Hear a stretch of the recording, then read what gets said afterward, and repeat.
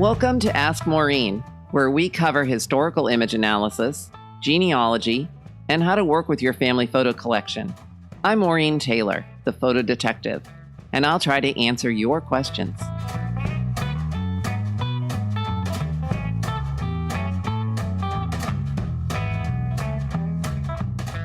Hi, good afternoon. It's time for the July 2018 edition of the Photo Detective.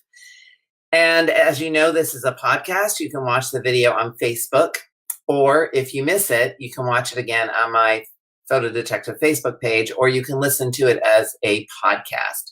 And I'm sorry to say I'm a couple of minutes late today. I've had a workman here, and of course, everything had to be done just at that one moment. So anyway, remember, this is a Be Live platform, which means it is interactive. There you are, Deborah. I know you were asking where I was. It's a Be Live platform, which means that you can communicate with me and ask questions as we go. And I have a lot to cover today. I know the promotion for this said I had a family history discovery to share, and I do. And I feel quite foolish about the whole thing. But first, I'd like to talk a little bit about, well, first off, I have a special from MemoryWeb to offer you at the end if you haven't heard my pitch for MemoryWeb before.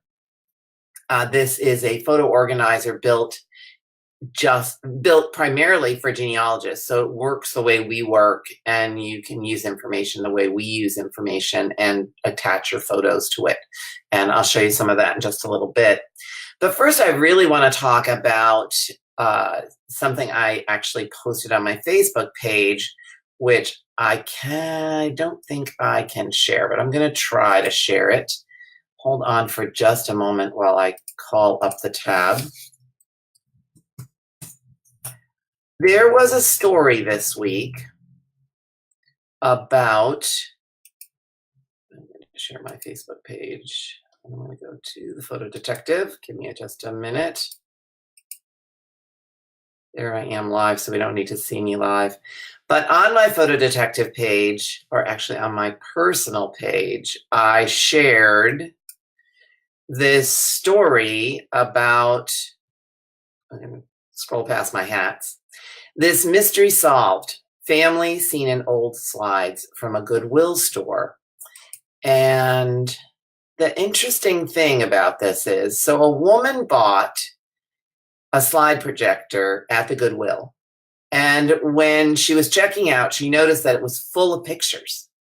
And immediately this story got picked up and spread out all over the place, and CNN picked it up as well and talked about, hello, Maureen St. Denis, talked about how she found the photos and how she really wanted to reconnect them with the family. These were considered found photos.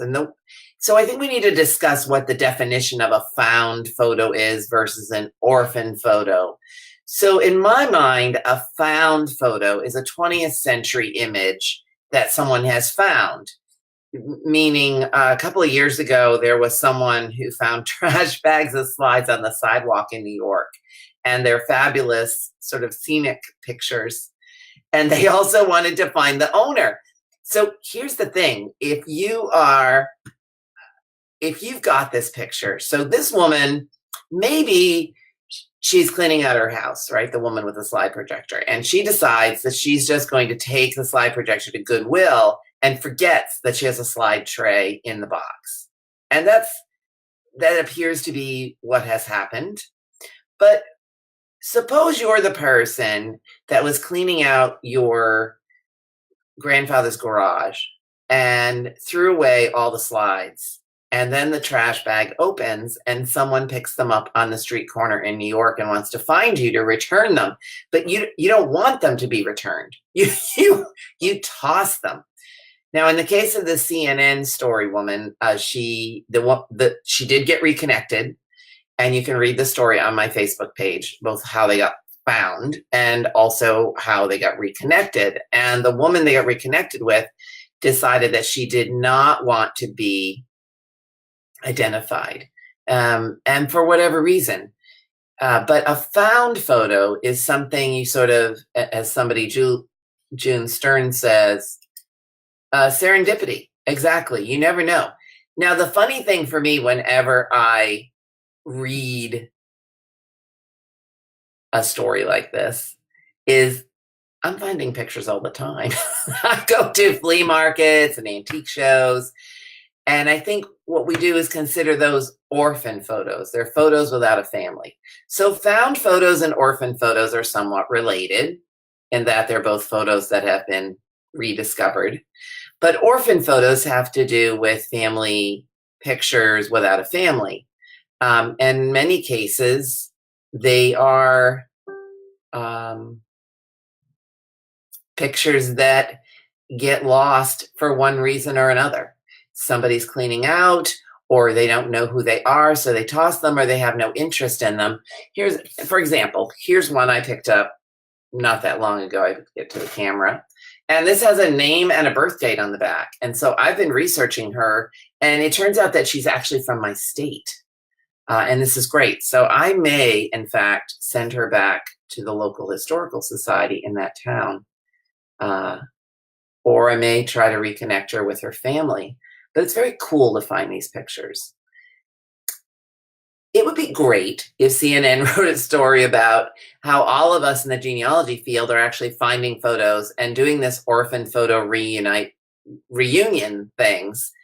Sort of like the woman, who found the slide projector. But that's one slide projector. You and I and many other people that I hear from are buying photographs that we find in tag sales and antique shops, and then trying very hard to reconnect them. So, it's a good story. It's definitely a good story, but I laugh when I see it because I think, yeah, that's something that we're in the genealogy field doing all the time. And I think maybe that person had a connection with a reporter because it's a pretty big story. Anyway, that's just my take on the news this week. And are they tossed? Are they accidentally lost? We may never know the story behind that. And we have a lot of people saying hello today. We have Mark Rachel saying hello from Texas, where it's 100 plus. I'm so glad that weather left us. And people all over the country, and Deborah's, I think, in the UK. So what was going on the Photo Detective Facebook page this month that you might have wanted to participate in? I did a call to action, and let's see if I can find it, which was, here we go. I'm going to take one down and put one up.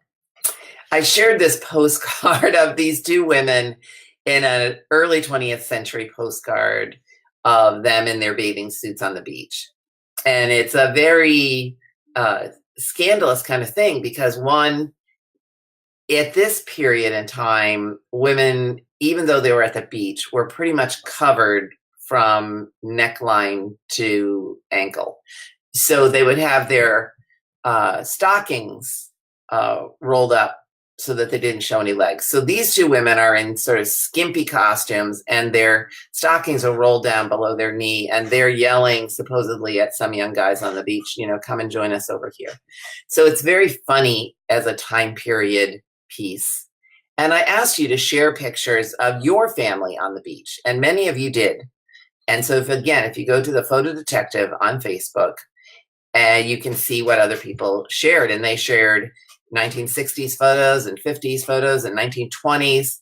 And you really don't start to see beach pictures. Although I've seen some from the 1870s and 80s, you really don't start to see casual beach photos until like turn of the century, meaning 1900-ish. So if you have a photo and you want to share it, go right ahead, and then we can all look at it later, which would be great. So as far as my family history discoveries go, I've had quite the month. I went to a lecture, a little lecture in the exhibit hall that Krista Cowan did. And Krista Cowan of Ancestry.com, and she did a little booth talk, and I was right around the corner from the booth, so I actually got to listen to it. And she gave some tips on how to look at your DNA matches on Ancestry.com. So I did. So I came home and I thought, oh, I learned just 2 tips, how to sort them by ones I'd already seen and ones I hadn't seen. And so here's what happened. A long time ago, like way more than a decade ago, a cousin of mine came to one of my lectures. And his mother and my father were first cousins, and they were fairly close. But the family sort of lost touch with each other, as this side of the family tends to do. So this man came to my lecture and he approached me and he said, I think we're cousins. And we quickly sorted out the family tree. And we stayed in touch for just a little while, but life interferes, kids, parents needing things, work, whatever. We lost touch. Guess who showed up on my DNA matches? Guess who now lives 15 minutes from my house? Can you see a happy genealogist? And he'd been researching the family tree since the 1970s. Unfortunately, he's stuck at exactly the same place that I'm stuck. But 2 are better than 1 when it comes to genealogy work. So I'm hoping that we can stay in touch this time and that we can put our heads together and come up with some solutions to this. And plus, we've both got the DNA things going on here. Now, what was interesting, and I know I don't know if you think this is interesting or not, because this is sort of my life story, but we're sitting there, and after dinner, my husband turns to me and he says, I know all your cousins. I know all the cousins on your mom's side of the family. He goes, and they're lovely people. He goes, but you're not really like them in any way. You have this whole history thing going on, and family history and photo thing. Well, it turns out that cousin on my dad's side of the family, that we share that history gene. And he had to show me his collection of things, not photographs. He collects menus, historical menus. So it was kind of cool to meet someone in the family who is as interested in history as I am. Up to this moment, I was pretty much alone in all of that. Do you have anyone in your family that you've made a connection like that where you think, wow, I wonder if this is genetic? I wonder if something that we've done, that your hobby or interest, is something that other people in your family share. Because DNA doesn't really lie. So how did I reach out to these people? That's 3 DNA matches this year that got back to me. And that's fabulous. What I've done is, and maybe you've done it too, I have reached out to each one of them and I put how I'm related to them. So I give them a mini family tree, and maybe you do that too. And then I say how much I would like to be in touch with them and hope for the best. Now, not everyone has responded, and some people that have responded are really just the administrators for somebody else's family. And Mark is saying yes with a DNA match. So you found some things on your DNA matches that you thought were surprising and that you matched their interests, even if you didn't know them, which was kind of cool. Myself out of the picture. So there are also DNA matches that wrote to me and said that that I thought were DNA matchers, and they were administrators, and some were very distant cousins, and I have never met them. They don't even live close to me. But we started this whole conversation about how we're related and who we know in common and who's still alive. And I'm hoping to cultivate this relationship, and I know you are too, with your DNA matches. And I'm hoping, like with that one DNA match I had, that they have some photographs to share with me, because I don't have that many. And that's sort of the big photo detective secret, is I collect everybody else's family photos because I have a really small collection of 19th and early 20th century photograph collections. Not that many. Maybe you find yourself in the same boat. So I'm always looking for new pictures.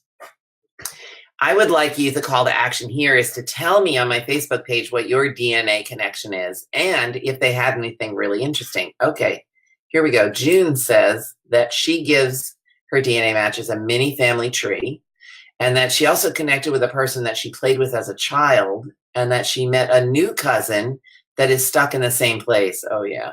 My nephew is now a DNA match and doing his father's line. Maureen St. Denis said that she met two cousins through 23andMe and Ancestry, never knew they existed. Our great-grandfathers were brothers. We stay in touch through Facebook and get together once a year for lunch and discuss family memories. That's wonderful. I would be really happy if I could stay in touch with these cousins even just once a year. It'd be great. Now, Jody, she's mailing in her sample today. I'm not sure which company you decided to test with, but certainly there were a lot of sales this week due to the Amazon Prime sale. But I hope that you get the results that you're hoping for with this and that you end up connecting with some new cousins that you didn't know existed. Here's my thing. My flea market find of last month was an 1864 Taunton, Massachusetts city directory. And I thought, okay, I'm going to look at this Taunton, Massachusetts city directory because I had two lines of my family that lived there. And maybe I'll come up with some new discoveries. And I wrote down their addresses and I decided to take an afternoon off. And I ended up at the Old Colony Historical Society in Taunton, Mass, which is a wonderful place. It's 30 minutes from my house, which is great. And I thought, this is it. I'm going to go to a library. I'm going to get off my computer and I'm going to do some family history research and see what I can find. Oops, we've got a lot more things here. Hold on, we got to backtrack to DNA for a minute. So Deborah says that one of her second cousins is interested in family history. I know her well, and we've both done DNA tests. The interesting thing for Deborah is that her closest DNA matches, apart from her, are matches that she and I share but don't know personally and are connected to the one bit of our shared family tree that we know very little about. Well, maybe together, Deborah, you guys can find out a little bit more about your family tree. Oh, but here's an adoption story of which it's hard to get away from DNA without finding one of these non-paternity events. Found a cousin put up for adoption, and I'm sharing a wealth of photos that we have. That is fabulous. That's great, Teresa. A good friend of mine who lives down the street, her cousin is here visiting from England. And 2 years ago, we spent days with their dining room table with pictures that this woman had hand carried from England, trying to figure out who everybody was and putting them on the family tree. And then I presented each one of them with a DNA kit. And so they sent it off to Ancestry and it came back. And I'll be meeting with them again tomorrow. It's a lot of fun to help people with their family history, as we know. Sherry Lynn says that she just confirmed the DNA of my husband to a man I wrote a year ago about a tree entry. They are second cousins, and my husband's mother now knows that she had a half-brother unknown to her.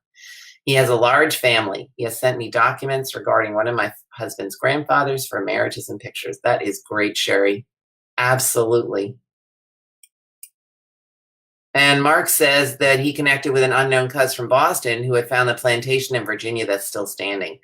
You know, I'm happy with what I found so far, but if I got to this point with all these wonderful things that you guys are finding, I would be ecstatic.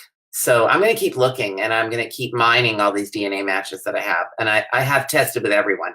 So I've got a lot of work to do. And that was supposed to be my summer project, but I'm doing something else instead. I get a little sidetracked. So what I was saying before we got sort of still talking about DNA was that I found this city directory and I went off to the Old Colony Historical Society. And the librarian there is so nice. They're so nice. They have a nice library. They have manuscripts. They have pictures. They have everything that I might want to need. And so I asked them about my Taylor family and didn't find a thing, but asked them for an old map from the time period so that I could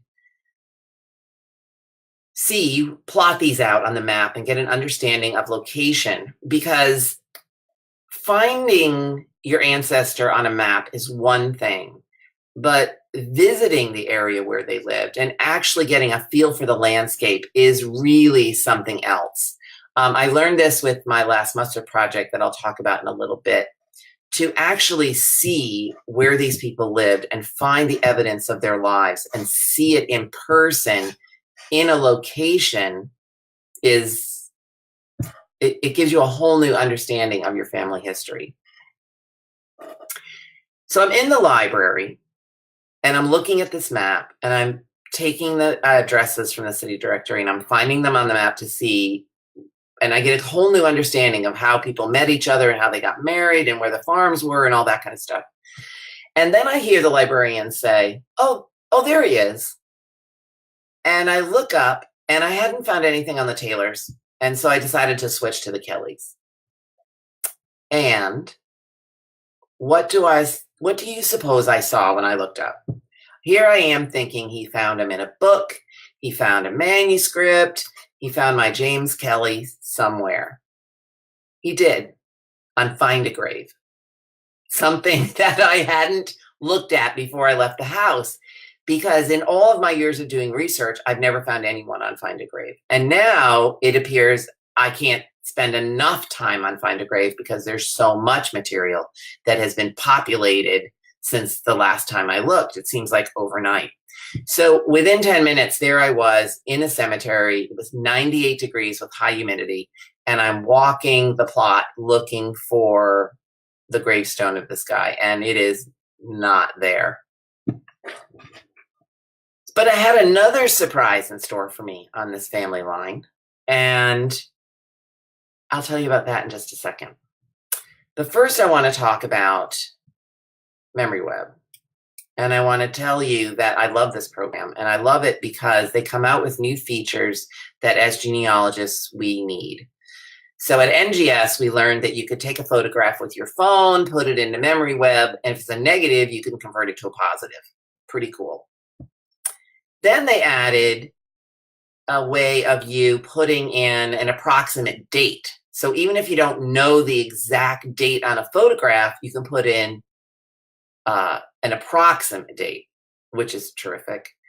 And they have also developed a way of linking. So when you have a photograph and you scan or take a picture of the front and then the back, and there's information in both places, the picture on one side and the information caption, maybe photographer's information on the back, you can then now link those together in your MemoryWeb program very easily, so you see them both at one time. Makes it a lot simpler. I always struggled with that sort of numbering them A and B and, all of that. So if you want to try MemoryWeb, you can try it for 14 days by going to memoryweb.me or by downloading the app for the iPhone or iOS devices. And if you tell them that you saw it on Maureen Taylor, the photo detective, or use PD Jam, let me just put that somewhere. Where's the thingy? Put PD Jam. You'll get a 14-day free trial. And I advise you to try it. It's fabulous. I use it all the time. You can put some family history information in there as well. It's fabulous. So let me know what you think of it, by the way, because I don't usually promote products, but this one I like so much that I feel very comfortable because I use it, promoting it. And just in full disclosure, if you try it and like it and you buy it, I get a little percentage of that. And that's great because it keeps my Photo Detective podcast going. So thank you very much. We have some new comments. Get rid of that. We have, let's see, whoops, acting up. Won't give me here it is. Deb Jeter says that she loves it and it's a cool app and use it. And thank you, Deb. I thought it was pretty fun. First time I saw it, I couldn't believe it. They really think like we do because they are genealogists. And we go back to the DNA a little bit, and her second cousin, Jennifer's second cousin, shared a box of old photos with her that included a photo of her 3 times great-grandparents and was able to put together and add so many branches of my mom's side of the family with all the pictures in the box. Most are 1900, 1940. That's fantastic. That's absolutely fantastic. I would like to find some new photos of these people. Actually, that cousin had a picture of his grandfather, who was my grandfather's brother, and I had never seen a picture of that man. And my grandfather and his grandfather looked totally different physically. They're both tall, but one was very slender, and one was a rather broad-chested man. So that was interesting. Yvonne, you saw at Roots Tech a photo program where you can voice record who the people are in a photo, and I have to tell you that that's not available yet. While they showed it at Roots Tech, there's been some problems, I think, with the patenting of it. So hold tight. I can't wait for it. And hopefully at next Roots Tech, it'll be available. But it was fabulous. You clicked on a face, you told the story, and you moved on. It was great. And here's the question. This is one of the wonderful things about MemoryWeb. Does the info you input for a picture on MemoryWeb stay with the picture? Absolutely. It does. The metadata stays with the picture. And Deborah, I shared with my niece and my sister-in-law all the pictures from the baby shower and the christening, and they are not MemoryWeb subscribers. I was able to click a link and share with them, and then they can click that link and see the pictures. So you don't have to join to be able to share with them. Oh, Maureen, I don't think we're related, but you said the Makepeace and Tools side of your family came to Maine from Taunton. I think you need to go to Taunton. I think you do need to go to Taunton because it is a fabulous local historical society. It's big and well run, and they have programming, and I joined right on the spot. I've got a lot to cover, and we're already at the 30-minute mark, so I might have to cover some of this next time, but let's see. The question I posed to you last month was, what's your passion?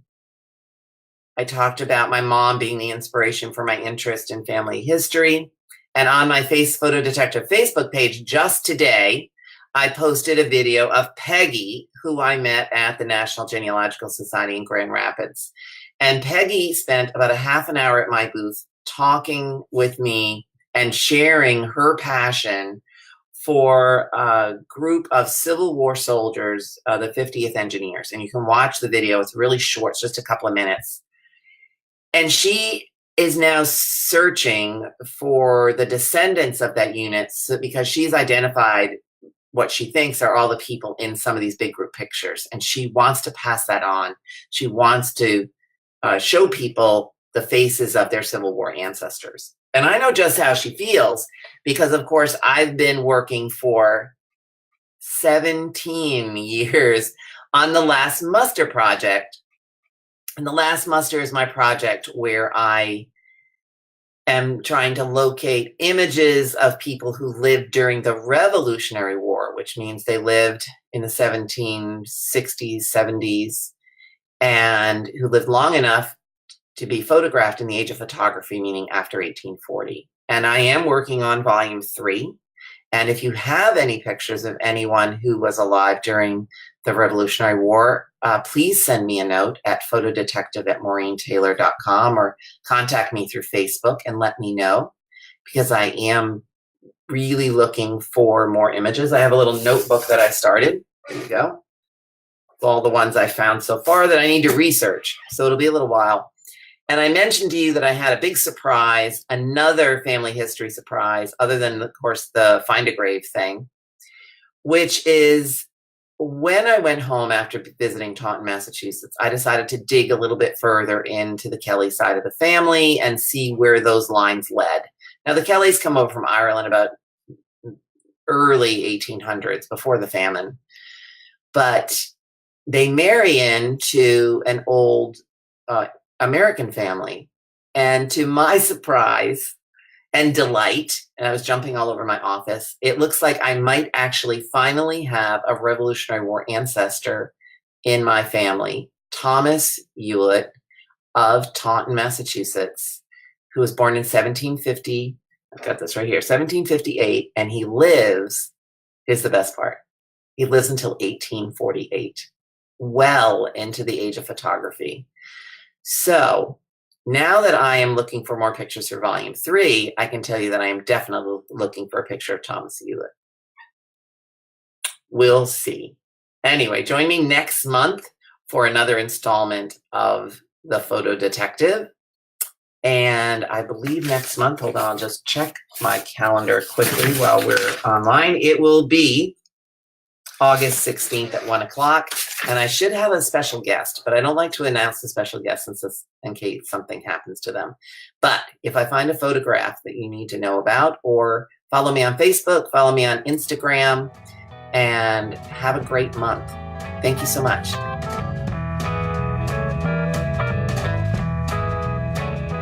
Thank you for watching and listening. You can submit your questions for future episodes using the Ask Maureen button on MaureenTaylor.com or through any of my social media contacts. You can find me on Twitter and Instagram as The Photo Detective and on Facebook at Maureen Photo Detective. I hope you'll come back for the next show. Don't forget to send me your questions.